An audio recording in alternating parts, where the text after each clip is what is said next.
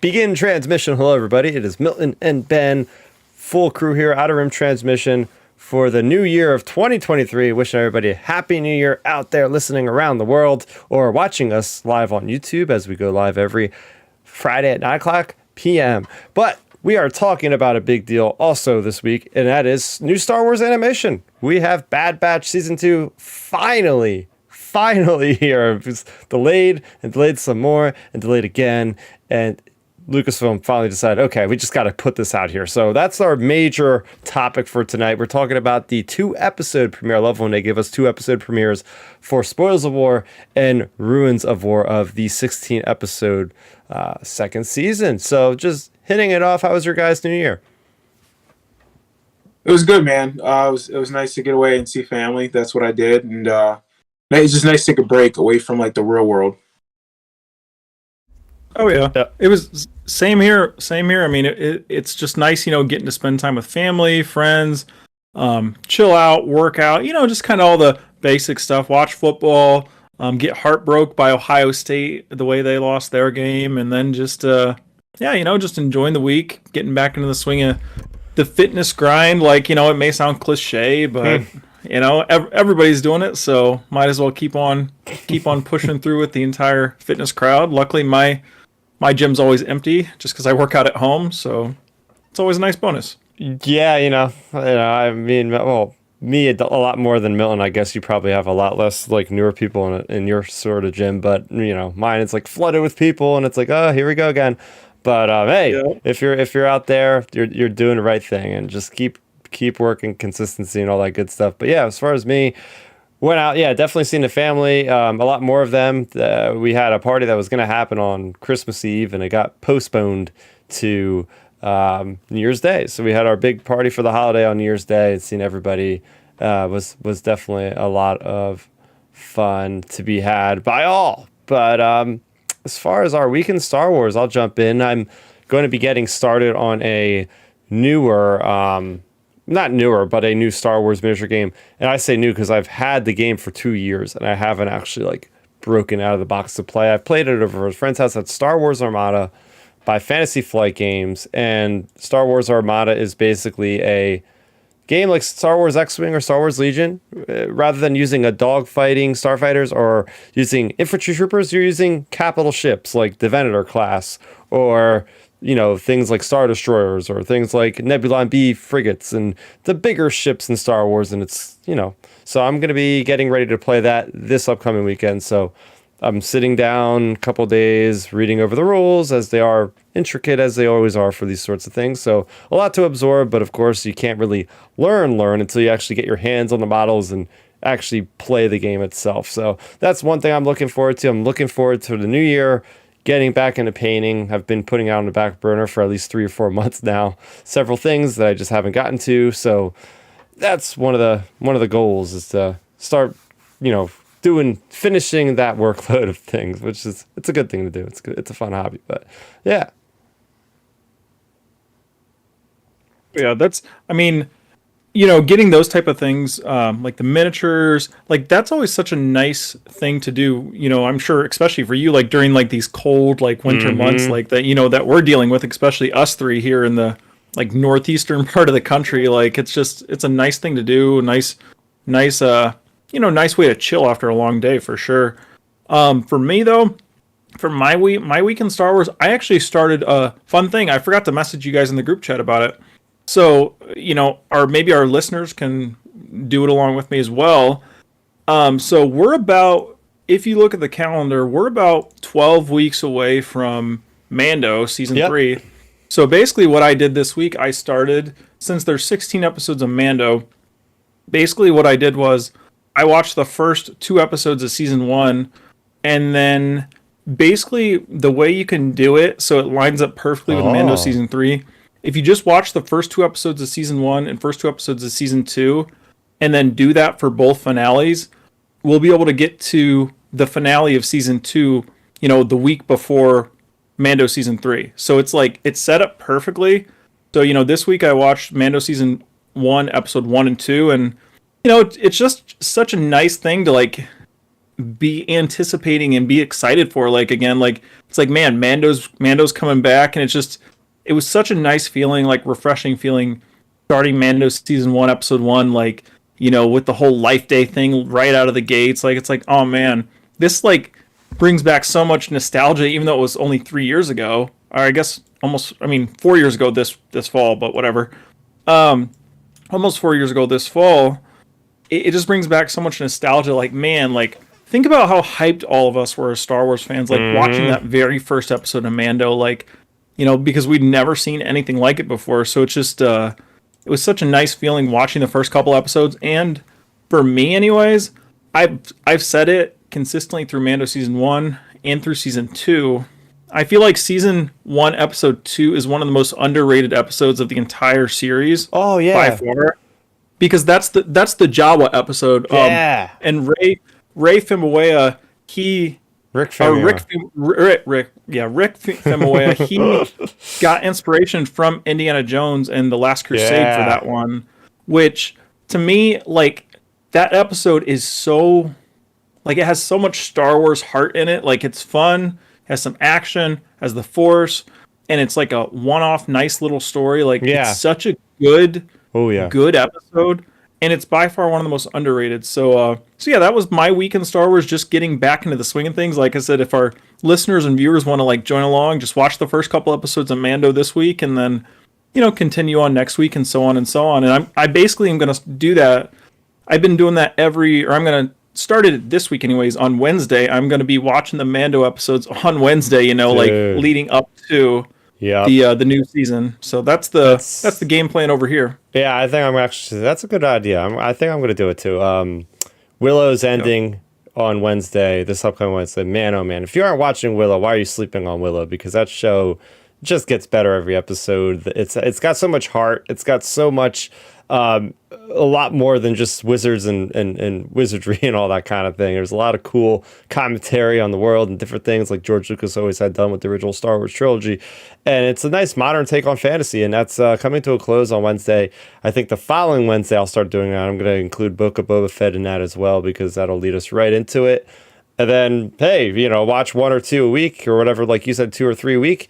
And it'll be a Mando until Mando comes out kind of thing. So, you know, there's no shortage of Star Wars, as me and you, Ben, we went through last week an exhaustive list of what's coming out, including the live action stuff. And yeah, it's once we hit Mando, man, there's no stopping it. But yeah, I would like to do that. That's cool. That second episode of Mando is great because I love the Trandoshan part where it's like this like sudden thing, and like the cinematography of, I didn't notice, like I've watched that episode so many times at this point, but like it didn't dawn on me that you could actually see the reflection of like the Trandoshans like leaping over like the canyon at one point. Yep. And it's like just like little tiny like little attention to detail moments like that are just so cool. But when you encapsulate that episode, like if you're going to show somebody an episode of Mandalorian to get them on board, and for whatever reason you can't show them the first episode, so I feel like the second episode is one of the best ways that it kind of just forms the idea of what is the Mandalorian. Okay, it's got a little bit of the Force in it. It's got a little bit of adventure. It's got a lot of gunslinging, a lot of just goofiness going on because it's Star Wars. And I think more than any other episode, I think that one might be the one that is like encapsulates that the most, of what the themes, what the idea of the Mandalorian is. Oh, for sure. Like, you know, like you mentioned, it has the tiny fine details, like the reflections of the Trandoshans. It has, like you said, the goofiness, like the Jawas taken down and dragging Din Djarin, like the ruthless bounty hunter, you know, that we've known in the first couple episodes. Like, so it's like, you know, it's like that funny, charming part of Star Wars. And then, of course, like, to me, it also like brings the mystique of the Force back to Star Wars a little bit, because, like, you know, you're seeing Baby Yoda at this point. Baby Yoda, we don't know his name, so Baby Yoda using the Force, and like we're in all of it as an audience, but also, you know, Din's in all of it as well. So, you know, that kind of like mixture of like really A New Hope vibes, actually. A New Hope vibes, like it's just such a nice, a really, really nice touch to that episode. And yeah, that's by far one of the most underrated episodes of the entire series so far. Heck yeah, heck yeah. What about you, Milton? We missed you last week, but we know you're having a well-deserved time off from, like you said, just everything. So, how was your trip? Did you see any cool comic book, toy stores, anything like that while you're out there? Anything really? No, not really.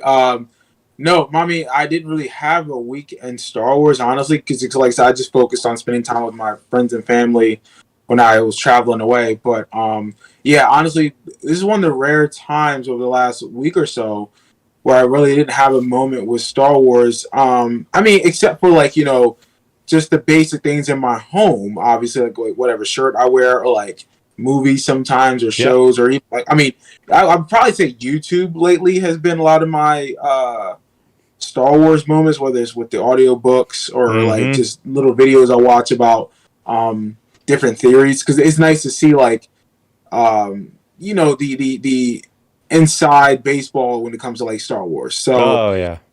anytime I can take advantage of some type of like information, like learning about Star Wars or something I didn't think about before, yeah, I'll take advantage of it. So there wasn't really one specific moment. I think just over the last 2 weeks because I've been busy with family stuff. So yeah, I really didn't have anything to do with Star Wars, honestly. So yeah, But there you go. Sometimes it's just you get put it on the back burner, but it's always yeah, there. It's always there. right. All right, so getting into out this week in Star Wars, we had two major releases. The first one is The Battle of Jeddah. It is an audio drama, which is pretty neat. I mean, you guys always talk about the audio books. Have you listened to the actual audio dramas? I think I'm answering that question. You guys always talk about the radio dramas, which is basically the same thing, right? Audio drama, radio drama. They don't have. Do they have narration in those? Like it's like Han Solo said this, and he exclaimed this. Like, do they have any of that, or is it literally just people talking? I mean, it's the same thing as a regular audiobook. They'll say like, so and so said that, Oh, but okay. like, it's both. Like, it's a little bit of both, you know. Yeah, So, yeah. They'll do like the exposition, like the Mhm. describing paragraphs, and then they'll Mhm, like mhm, do mhm. an impersonation voice, or like change the inflection of their vocal Yeah, cords yeah. for like the characters and Well, stuff. that's why these are really cool because these are a step further than that. Because these audio dramas, and it could be to their detriment, as I'll explain real quick. But it's literally okay listening to a movie without actually like watching it if it's on in the background. That's basically what this feels like. It's got all the music, it's got different actors for every single voice in this thing is played by a different person. So a lot of times the audiobooks are literally one person, which is really cool because when you have somebody like Mark Thompson, he could just throw his Yep. voice in just such drastically different intonations and everything else that you don't even realize it's him. But this is cool because it's like, all right, we're getting all these people together in this one room. I assume it's one room. It used to be at least. With COVID, who knows? Maybe they're all recording in their own houses. A lot of people have their own recording studios these days. But it's just like, all right, cool. We're listening to this new feature in Star Wars. And for those of you that aren't familiar, this is a High Republic story set about 350 years before Phantom Menace. I wasn't hot on this one, guys. I know it's High Republic, and it's like, whoa, well, Chris, he's not gloating about this thing. I mean, as much as I like the audio drama version of it, these are all new characters, and sometimes I was getting confused because it's like, wait, who is this again? Is this other person? No, it's that person. So I think sometimes having an audio drama on characters you've never heard before can be off-putting, right? Like it's one thing if you have like somebody acting like Han Solo or Luke, it's like, yeah, you can instantly pick up on who those characters are. But I just question if it was the right time to release an audio drama with like one of the first things in this phase. I mean, phase one had an audio drama, but it was like already with established characters that we kind of knew at that point. But yeah, I mean, I have my full review on the YouTube channel, youtube.com/Starrapter. For those of you that are listening on a podcast, check it out.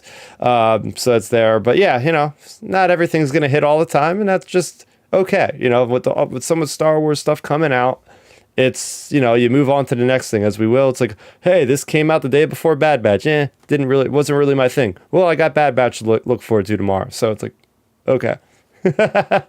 Yeah, I mean that's the big thing. People have to realize with Star Wars content right now. Funny thing, Chris, that you mentioned about the Jeddah book.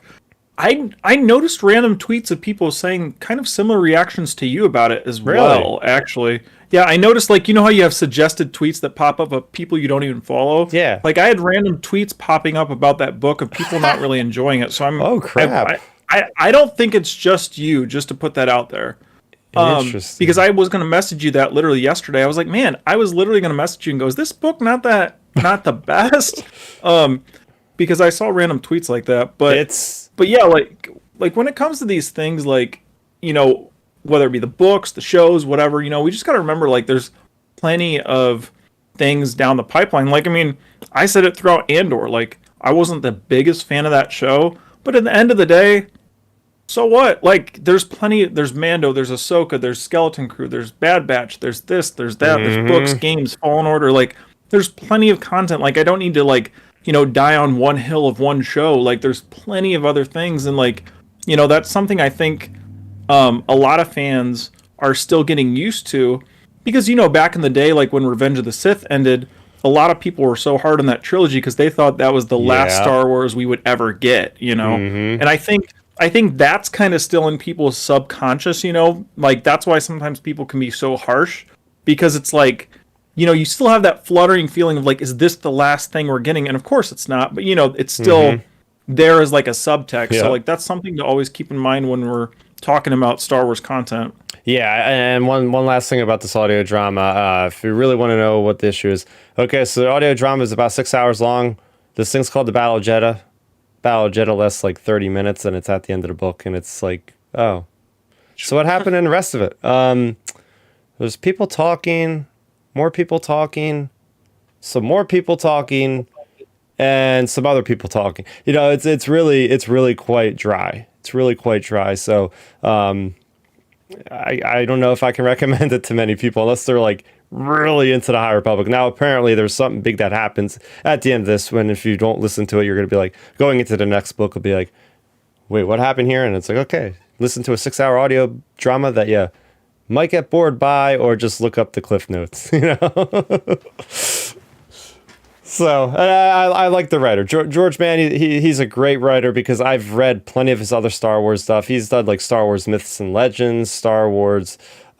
He's done some of the other younger Star Wars books, which I've really liked. But, and I'm sure, you know, it's not all on him. You know, the High Republic is very collaborative. I think just Phase 2 of the High Republic right now is just not hitting the stride that Phase 1 did by any stretch of the imagination. I'm just like, wow, this is a far departure from Phase 1 in a lot of ways, where like Phase 1 was very epic in scale. You had hundreds of Jedi, and this was focusing on like 3 or 4 Jedi, and none of them are that interesting. At least in Phase 1, a lot of these characters like Avar Kriss and Elzar Mann, and you know, even the non-Jedi characters like Afi Hollow and Leox Gyasi and all these other characters that I could just keep ranting and listing off the top of my head, I struggle to sometimes name the ones that we've met so far in the last like 2 books that have come out recently. So yeah, I mean, Phase 2, we're not done yet, but hopefully it gets better. I guess there's always time for redemption. But any other thing that came out this week was Star Wars issue number 30, which also dealt with the High Republic.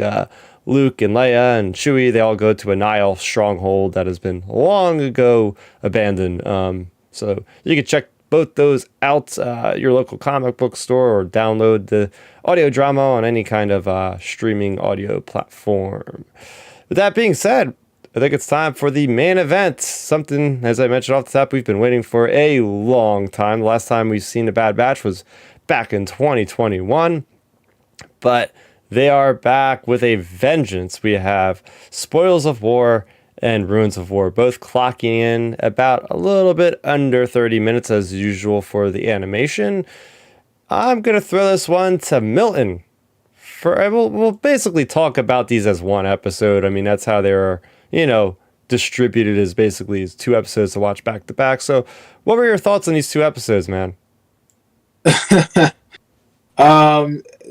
They were just okay.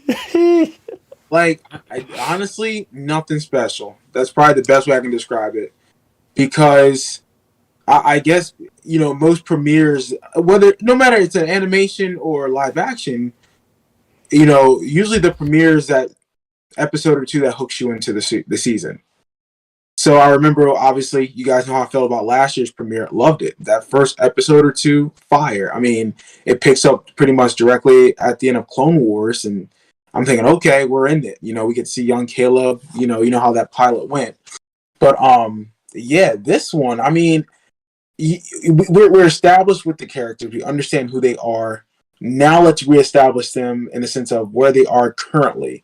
Now we got that, but it just didn't. This episode or episodes didn't hook me. I'm thinking, man, like, is season 2 even going to be good? I don't think it's going to be bad, but I'm thinking, man, like, they could have done something differently to hook us, because I think a lot of people were underwhelmed with the finale of season 1. So yeah, I wasn't really impressed with these episodes. They were just okay. The best part of the episode was probably the ending of episode 2, when the officer shot that clone. Spoilers. But that's it. I was very much just like, oh, okay.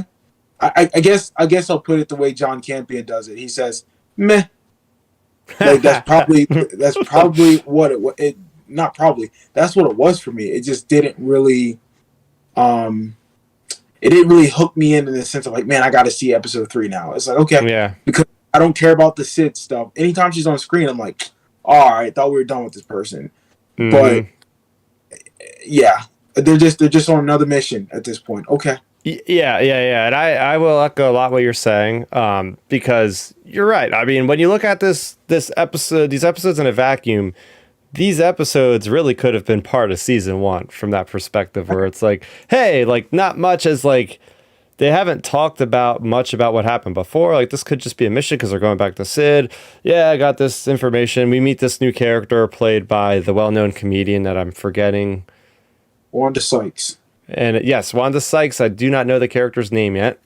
It's out there somewhere. Sorry, guys. I just didn't do my homework. What is it? I think it's Phi or Phi. It's like FIE or FEI or something. All right. I think it's something like that. Mm-hmm. But yeah, it's cool, and we catch up. You know, it's just like catching up with an old crew. You see Omega. She's finally got a different costume. I mean, geez, like, she's just out there in plain sight with the Camino outfit when they're getting bounty hunters to get after her. Like, it's craziness. But so finally they did that. And if it wasn't for that last scene of episode 2 with the officer Rampart, then I would have been like, yo, this is like really underwhelming. Yeah. Because we got that awesome tease with Mount Tantus at the end, which is like of season 1, where it's like, oh, cool. Like, I was really hoping we would get some kind of thing from that, or at least something from the perspective of the villains. Like, why is this storyline tying into that? And they pulled it off in like the last minute, where we're like, okay, this is why these episodes really mattered. But I mean, it shouldn't have been left to that one scene at the end to like make or break the episode to me, because yeah, they are entertaining. There are blasters going everywhere off, but Omega doesn't really get a lot of time to shine. She has a couple moments that do establish that she has grown a little bit more. But other than that, this is, if you know what to expect from Bad Batch, you're not going to be disappointed, because this is in the wheelhouse. Yeah. I mean, you guys hit the proverbial nail on the head with the analysis of it. Like, I think with this premiere, it was like a message in our group chat. It was good. It was fine. It wasn't bad. Wasn't amazing or great. It was like a B-. You know, it was fine. Yep. And like you both mentioned, to me, the best part, by far the best part, the most interesting thing, the one hook that there is, at least in the entire premiere, was the ending with Rampart killing that trooper, because that, I think, opens up potential for a lot of cans of worms, hopefully down the road for story, because maybe, to me, my thought was like, maybe someone either saw him do that, or like maybe there was a heck, there was hollow recordings in the Emperor's office when he kills the Jedi. Like, there's cameras probably, on a lot of these locations they're in, no matter who they are, whether they're the Bad Batch or the Imperials or wherever. So maybe there was a camera, or maybe, maybe it'll be something along those lines, or maybe a clone trooper's out on patrol and and sees it, and then maybe that'll lead into the whole clone conspiracy episodes, you know, Chris, that the title that's out there. So like maybe it'll be something along those lines. But I think that was by far the best hook of the episode, or of the 2 episodes. And then to me, it was nice like getting to see Omega grow a little bit, because she's my favorite character of the show. So it's Okay. I think her character's progressed pretty well, or at least a little bit. Like it's like you said, these episodes you could drop them into last season and not miss a beat, in my opinion. So like it was nice getting to see her character grow a little bit, her character experience like more of the real conversations that would be had, because I mean, I'm sure both you guys could easily imagine the scene where you hear I don't remember which clones it was it Echo and Hunter or Echo and Tech, when they were saying like, you know, our lives would be a lot easier like without her in it, basically. Oh yeah. So her getting that like real world conversation, like, you know, that's something you'd hear like if say a family adopted a kid and it was causing them a bunch of stress and problems, like you could potentially see something along that, like overhear an adult saying something like that, or a parent or whatever. So like, you know, it's nice getting to see like her experience those type of things and to potentially grow as a character more. But like overall the episodes were kind of, like I said, meh, they were fine. Yeah, I mean the biggest thing. I mean, yeah, I hate to say it, but you don't go to the Bad Batch to get like super engrossed in character arcs and character development to the degree of the live action stuff, and it can be hard to separate for some people, myself included. We're coming off of the best Star Wars show released yet, at least in my opinion, it is, and it's like, ooh, we're going right to the Bad Batch again. I got to get into that mindset where I know it's a fun show, you know, and that's the way I put it. It's just like it's fun action, and that's what you got to expect going into these things. But there was some good stuff in here, like I specifically that conversation between Echo and between Hunter, and he's like, yeah, we got to do something more. Like, you know, we have the potential, the ability to do more at this point, and you're just playing it safe. So I appreciated those like little quiet moments that happened in the shuttle there. But the thing with like Omega, like she's studying and different things and learning that way. But the thing that drew me in the most of this episode, sadly enough, wasn't about the characters, but it was about the plot of the overall Star Wars timeline. And I think that's there's many good things about the show, but one of the best things about the show is how it fits in the canon timeline of Star Wars and how it deals with things that we've always been wondering about, like, oh, Order 66 with Bad Batch, what do they do in that situation? Or, oh, the phasing out of Phase 2 clone troopers and putting in conscripts. And in this case, what's happening to the Separatist strongholds? What's happening to the warmongers of the Separatists, and what's happening to the loot? And, you know, the casualties of the people that just happen to live near these horrible people, and what happens to them. The Empire's wiping them out. We've seen what the Empire did in Camino to Poca City, just completely razing it to the sea. And now we're seeing just another genocide of the Empire. And that's the thing, right? Is like, oh, yeah, the Empire can help out a lot of people to certain people's perspectives. Like, oh, they keep them safe from criminals and stuff like that. The people that'll just lay down fire on innocents. The Empire's there to protect people. But in some cases, the Empire is just absolutely cruel. And this show definitely puts that out there, like Andor did, where it's like, yeah, the Empire is freaking evil. And they'll orbital bombard this whole place if they need to just to silence people and whatnot. So, Milton, what was your thoughts about the connection to Dooku, the connection to the Separatists, and seeing the transition from Clone Wars era factions to the Empire and what's happening in the aftermath of it all? I mean, it was a nice little connection. I mean, look, we're all familiar. When I say we, like these Star Wars heavy heads who have watched Clone Wars. I mean, we've seen his temple when he was talking to Palpatine and fighting the Night Sisters and that type of thing. So we're familiar with that. Like that door when they used the trap door. Yeah, that wasn't surprising because we're like, oh, he's used that plenty of times to escape situations. I mean, when he talked about the war chest, I mean, I will say the war chest was interesting. It just made sense because most warmongers or any type of war, pretty much dictators or leaders of those particular armies or groups are the ones that pretty much get all the all the treasures and spoilers, or excuse me, it's not spoils. They get the spoils of war when it comes to while they're leaders. So I mean they're able to get that. So it made sense. It just was very much a real world thing of what they were trying to Oh, do. So I didn't mind the Dooku stuff. Again, was it enough to satisfy me? Not really, just okay. because I felt if they were going to really do that, something else could have been done. Like something could have been more could have been done to get us on board with like trying to connect us to like Dooku's past and Mm-hmm. his planet and that type of thing. Because I remember it was a beautiful planet when we've seen it before back in Clone Wars. So again, it didn't really do much for me. It was nice to hear, but I'm like, okay, like so be it. Yeah, I mean, what's really neat though is how we had just come off of Tales of the Jedi, which you talk to anybody that watched it, they love the Dooku episodes. I've never heard a bad word said about those 3 Dooku shorts. So it's really cool seeing like, oh, we're getting essentially, as I put out a video earlier in the week, just breaking it down, the legacy of Count Dooku, the legacy of Dooku, and how he'll be remembered is just a smoldering city. All his loot is completely gone. Even the one character, his name, let's see, his name is Romar Adel.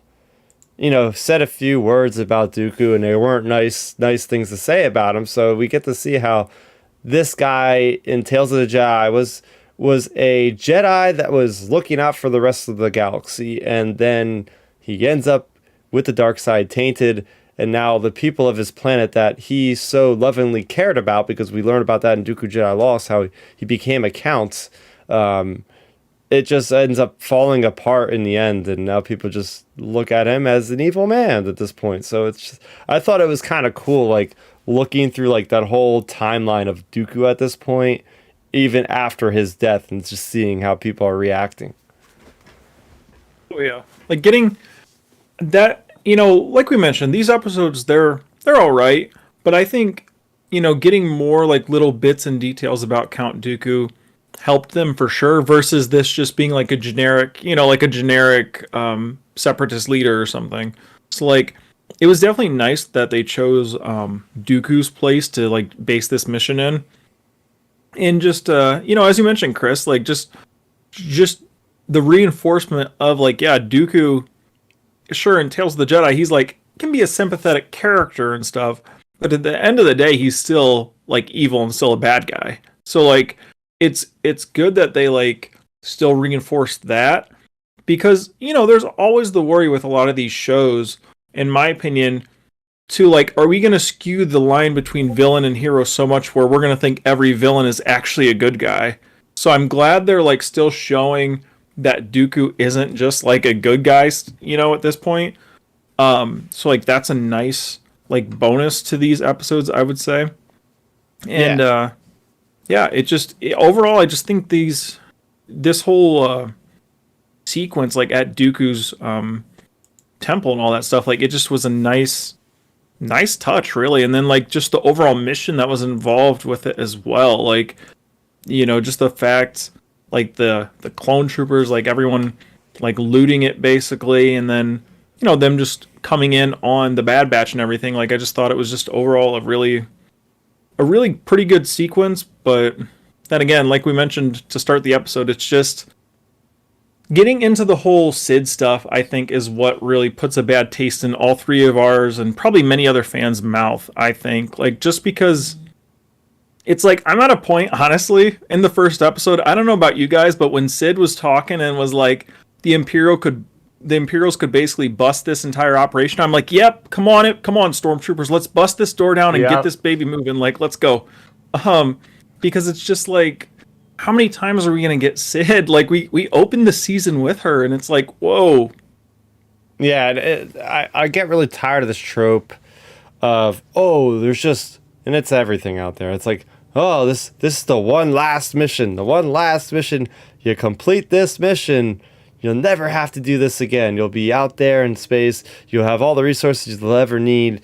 Your life will be set from here on. Like, how many times have we heard that in various pieces of literature and everything else every movie media. and show. And I feel like it's been done in this show already in season 1, where they're like, oh, one more mission, because they've done so many missions at this point. It's like, okay, here we go. Let's just get this thing over with. And the heartbreaking part, I really believed that they were going to get that stuff and never have to go see her again. And then they're like, nope, we're going to just leave it. I'm like, no, they're going to have to go back to her again. I saw someone post on Twitter an interesting thing, and I'm like, please let this be the case. Like, maybe that thing that Damar guy gives Omega, like, maybe when she looks in there, like, maybe that is actually like part of like the jewelry or the treasure, like maybe that thing, like I saw someone post that on Twitter and I was like, man, I didn't even really think about that. Like maybe, with her taking that, what if that is actually worth something? So like maybe maybe they can get out of being under Sid's thumb. Oh, I doubt it, but that does lead me to another good point. I have a lot of good points to make about these episodes, regardless if I seem like I'm just wishy-washy on it. Is the idea of Omega with a toy, and it shows her humanity. She is a clone, but it shows like the sad bringing up of her childhood. Of like, she literally was like, "What do I do with this?" Like, duh, kid, it's a toy. What's a toy? Like, that's just sad, and it just shows you, like, just the concept of the clones, how they don't have love in their lives, right? They're not brought up with these things that they can enjoy, and it just shows, like, a different side to this area of Star Wars. No, I mean, look, I agree with that in that sense. It's good writing. I mean, it's nice to see that we get to see that development of those clones. I mean, and realistically, we kind of got some of that in the Clone Wars with with Rex and who was it, like Cody. Like we got to see them be more intimate in the sense of like them connecting. I mean, they kind of do it all the time. They do love their brothers, so and they make a point to talk about that in their own way. So it has been possible to show it, but I think it's a different viewpoint now that we are away from like the military side of the Clone Wars. We're now seeing them like be a family.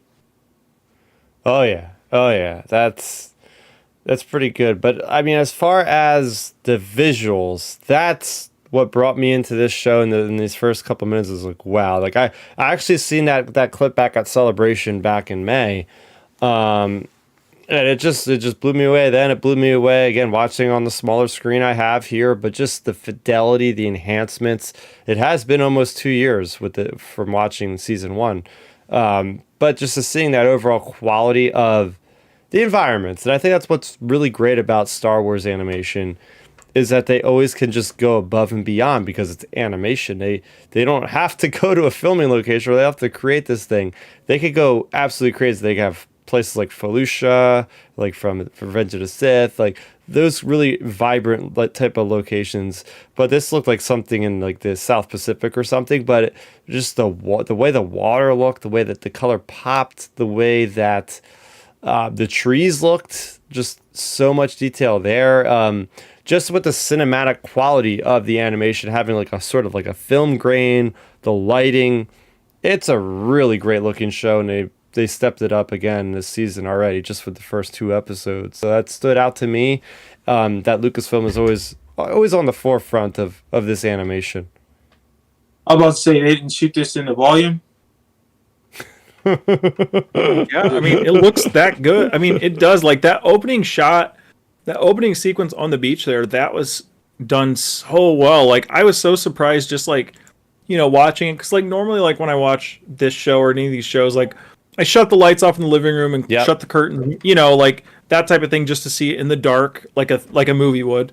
And to me, like the quality was just so good on that opening shot on the beach. I thought was done really well. Some of the other shots I thought were done really good, like between like the wide shots at like Dooku's place, or even the way like the cliff design and like the design where Rampart like shoots that other officer. Like I thought that the way that scene looked was lit really well. And yeah, just they stepped it up. And then even the characters themselves look better. Like Omega looks better, like in her face. Like the boys, all those guys, they all look better. Like just more detailed versus more like you know what I mean, like animation-y. Like they look more realistic than just being like animated characters. So I think I think they did a really good job with the animation. That's for sure. Yeah, cool creature designs. That opening is a great opening. I will say that because it's just like, hey, these are these guys that go on these adventures, and this is exactly what it's like. It reminded me like of Indiana Jones or something. Like they're running away from these things on the beach, kind of like in Raiders of the Lost Ark. They're running away from these indigenous people and all this stuff, and it's just like, So then they're there with the ship, and it's a lot of great, just high action. So I enjoyed that about the episode. I mean, I enjoyed seeing the creativity of Wrecker. Just, Wrecker's going to be doing what Wrecker does, finding some way to get his hands on some heavy artillery, co-opting some kind of mechanized cannon from an AAT and just blowing V-wings out of the air. I love V-wings. I love the sound design. Great job by everybody involved with the sound design there because that thing was awesome. Seeing LAATs, the clone jump ships still in action. So we're still in that era because we've already seen stormtroopers, but yet they're not phased out everywhere yet. I mean, still have places like Sereno where they have phase 2 clones, but let's get into the clones a little bit more. So we have this captain. I think his name's Captain Wilco. Is that accurate? Yep. Yeah, Captain Wilco. He's doing what he does, and I think that's where Rampart is like, this is why exactly I don't want to deal with clones anymore. They are too obedient to the rules, and at least with real humans or regular humans they can kind of bend the rules a little bit more, and it's not in their programming. So yeah, I think this is, like you said before, Ben, I think this is, we're gonna hit a turning point here. We've seen this happen already in season 1 with the other clone officer on Ryloth. Does anybody remember his name? Because I forget his name. No, I forget. Yeah, I know who you're talking about. I can't remember the name though. Yeah, I think, like you said, I think this will be a turning point, guys. Like honestly, like I think because we have, like I said, you have a couple options. Either someone could have seen like a recording of that happen, or seen that happen from a further distance away, or maybe we don't even get like ramifications for Rampart per se, but maybe that is just like symbolism for this is going to start happening everywhere across the galaxy, because we do see in the trailer, I believe in one of the trailers, Cody mentioning about like the clones like disobeying or like not following orders directly or whatever. Like, so my thing with that is like, maybe if we don't even get ramifications for Rampart, maybe it's just more like symbolism for the clones are starting to disobey or question orders. Yeah, it's. I think that's Go a ahead, good point. Ron. No, I was saying I agree with that. I think it's a good point. It's. I mean, you would think the clones eventually would at least start seeing the writing on the wall.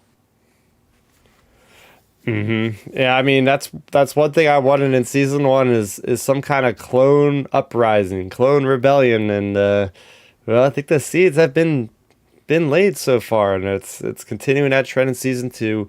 I was hoping that we would get some continuation of that idea, and we got that here.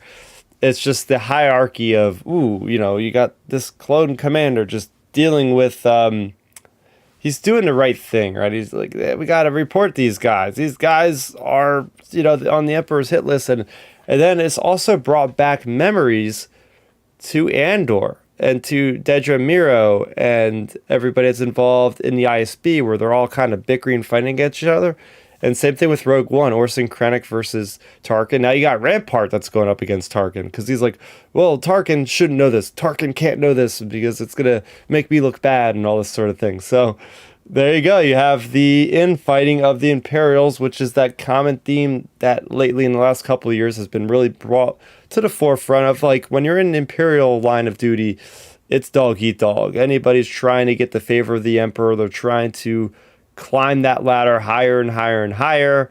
I can't wait to see what happens with Rampart. I think it's a character that a lot of people kind of forget about, honestly, from season 1. Like you look at the top officers of all time, Fermit, Piet, and Moff Jerjerrod, and the different characters like General Hux and different guys. Rampart doesn't get put into his list too much, but I think by the end of season 2, he could be a very a good adversary to have, for sure.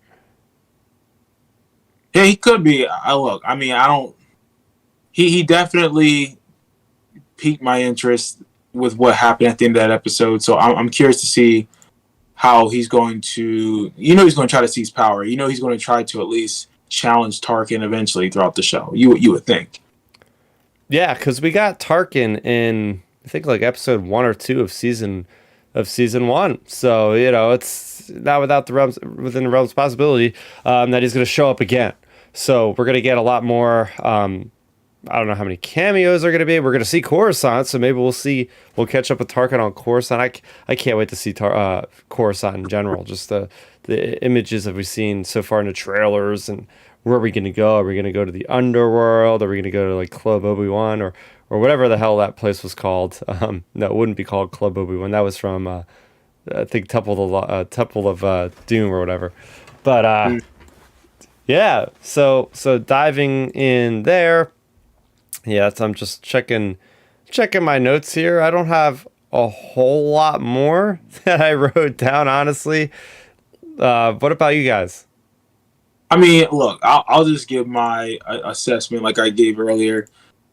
The episode I guess did just enough. It wasn't trash. In my words, it wasn't trash, but it wasn't all that in a bag of chips, and it didn't hook me. So I was this episode honestly could have been episode 4 or 5.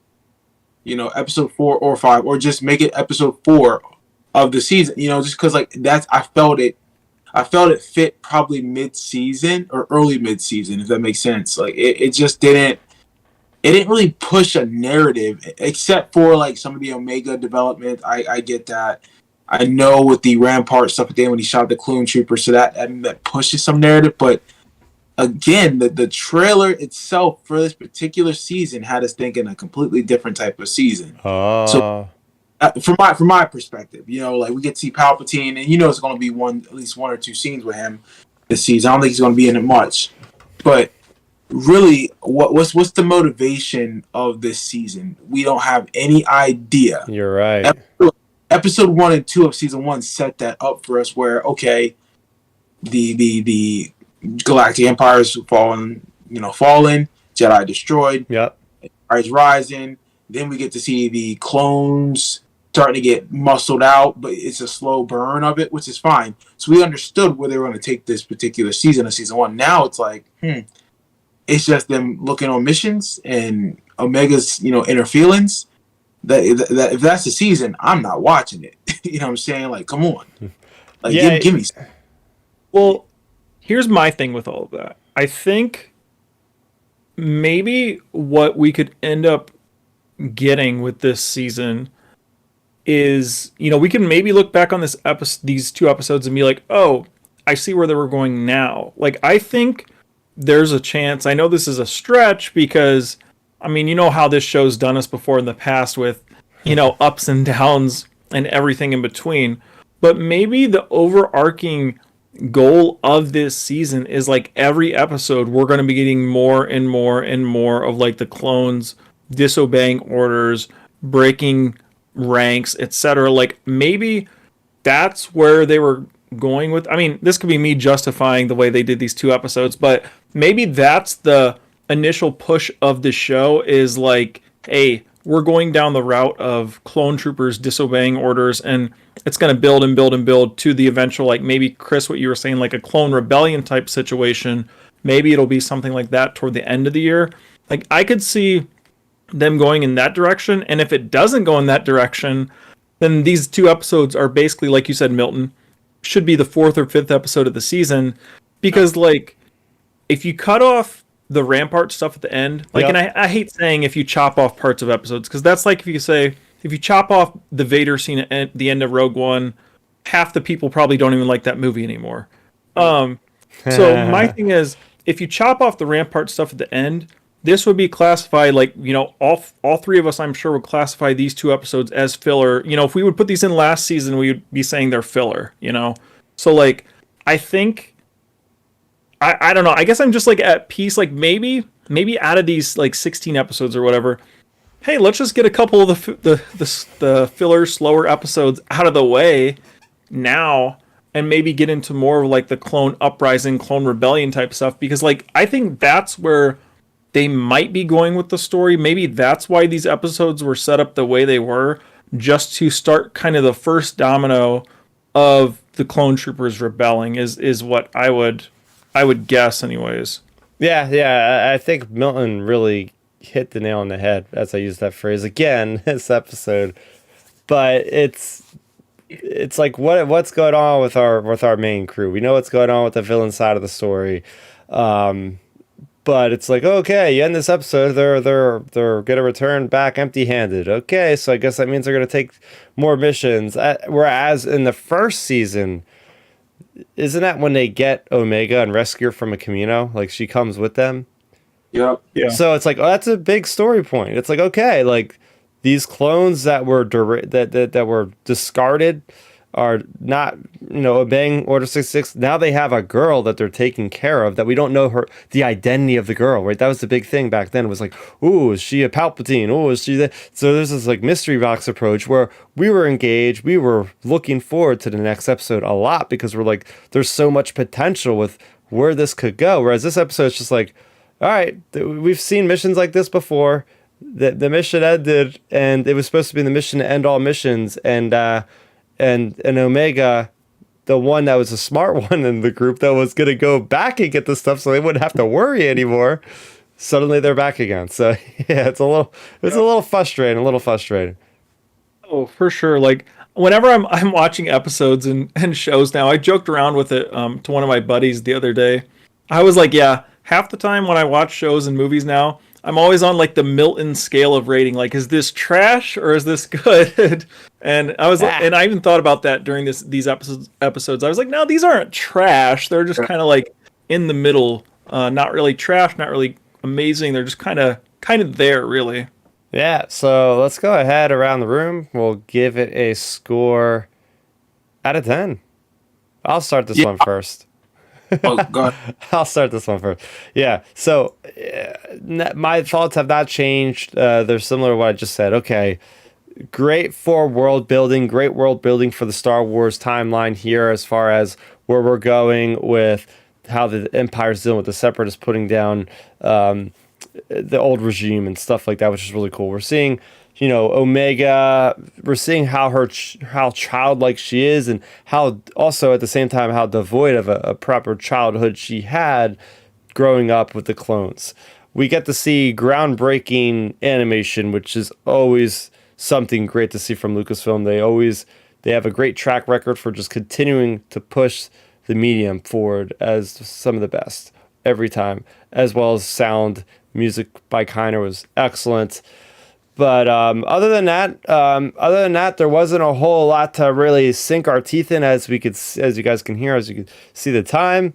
It's going to be a bit of a shorter episode for us, and we had 2 episodes to talk about, which is saying something, because usually from here on out, we're only going to have a single 20-minute episode. But and we've seen different points of Star Wars storytelling, the Dooku shorts, the Ahsoka shorts being 10 to 15 minutes, and we could talk about one of those and it's entirely for a whole hour easily. So yeah, with that being said, I got to give this a 7 out of 10. I think it was entertaining. It was good enough for me to watch again, but I definitely would watch some season 1 episodes way over this. So I'm comparing this to season 1. This is far inferior to season 1's opener, if I'm being honest, because there's a lot more going on. Of course, I think one more episode on top of the 2 that we had here, but still, it told a better story, in my opinion. Ben? I mean, I can echo a lot of your sentiments.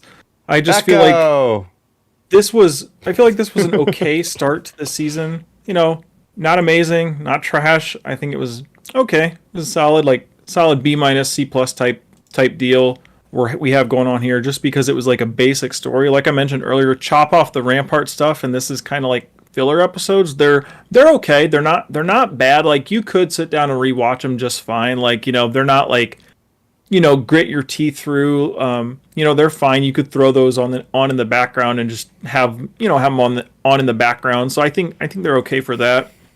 And then, as you mentioned, like the music was great, the visuals were even better than last season. Like they definitely improved, as they should.